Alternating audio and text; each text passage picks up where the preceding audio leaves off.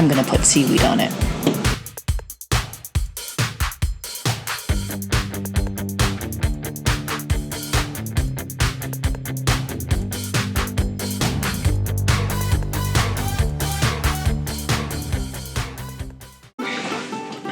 Hello there, my name is Sara and I work here at the Hangar Flight Museum in Calgary, Alberta. Today we're going to go into our collections and I'm going to treat one of the objects there. Only a fraction of our entire collection is on display at the museum at any given time. In total, the museum has over 30,000 artifacts in-house and each one has a different way that it needs to be cared for and kept. Today, we're going to look at the Vulcan Blackboards. And I'm going to explain why I'm putting seaweed on them.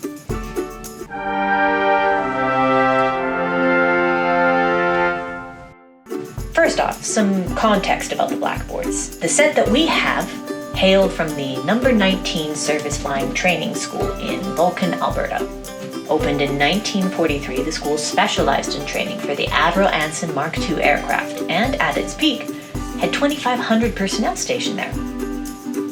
Interesting to note, while the school was in operation, it did receive a small amount of complaints from the residents about the students there, including a memorable incident where one of the aircraft from the school dented the top of a moving car as it was driving down the highway next to the school. So, some interesting stuff, but we are focusing on the blackboards today.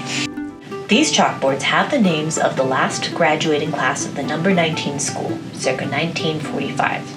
These were discovered in the 1980s and then sent up here to the museum.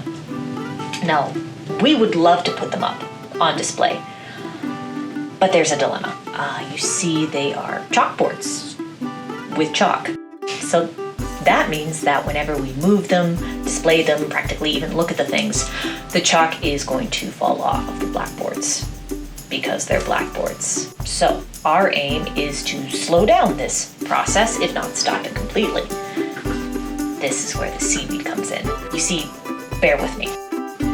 The way that a chalkboard works is that you take the chalk, you press it into the board, you scrape down, you make a mark. Now the blackboard surface catches hold of the rock bits that come off and voila, you have made a mark. The reason that chalkboards work so well is that this bond between rock bit and surface, it's not very good. So that means it can be removed very easily. That's the point of the blackboard. It's reusable. What is very, very practical in the classroom, nightmare in museum collections. So our aim today is to torpedo the temporary relationship between chalk and blackboard and make that chalk stay on the blackboard for a lot longer than it's inclined to do so, which means we need a fixative. A fixative is a type of liquid that is sprayed over drawings or markings in order to, you guessed it, fix it to the surface. Now there are thousands of these products on the marketplace today, and many of them are really, really good. We're going to use none of them. We're going to make our own. And there's a reason for this. You see, with artifacts and heritage objects, for all the nature of ruthless practicality that goes into their care and upkeep, you have to be really careful with whatever you use on them or with them or by them in order to ensure that they last for as long as possible. Take, for instance, the chalk that is on the chalkboards in question. Your standard 1940s era white classroom chalk is most likely going to be composed of some form of calcium carbonate, which is a type of limestone made from ancient sea creatures. Fun fact. It's not only going to be calcium carbonate, though, in the chalk. There's going to be other stuff mixed into it known as material impurities. Now, these impurities have very little to do with the effectiveness of the chalk, but the presence of them does make it an interesting process when you need to conserve the chalk, since those impurities could react very differently to whatever you use to treat the calcium carbonate. So that is only one reason why we are going to be making our own fixative today, where we know exactly what's going into it. I have listed the others below. So for all of these reasons, and More besides, the fixative that I chose to make is one made out of a certain type of seaweed. Once prepared properly, the solution is stable, it's easy to work with, and if all goes according to plan, you won't even notice it's there once it's been applied.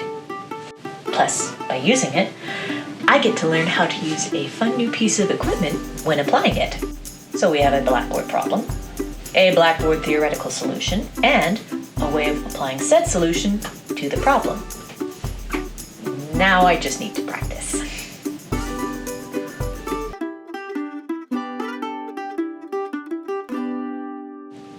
Perfect.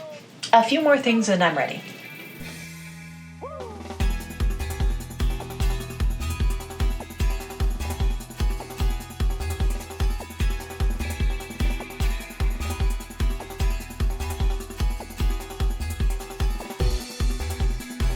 After getting the technique down, I spray the prepared solution onto the surface of the boards in a few coats and I let it dry.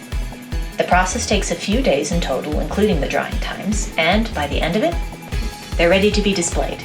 And you cannot tell I have done anything at all to them. Success! What a weird and wonderful world that we live in, where I can unite modern day seaweed with ancient sea creatures in order to treat an aviation artifact. Thank you so much for joining me here at the museum. I'll see you next time.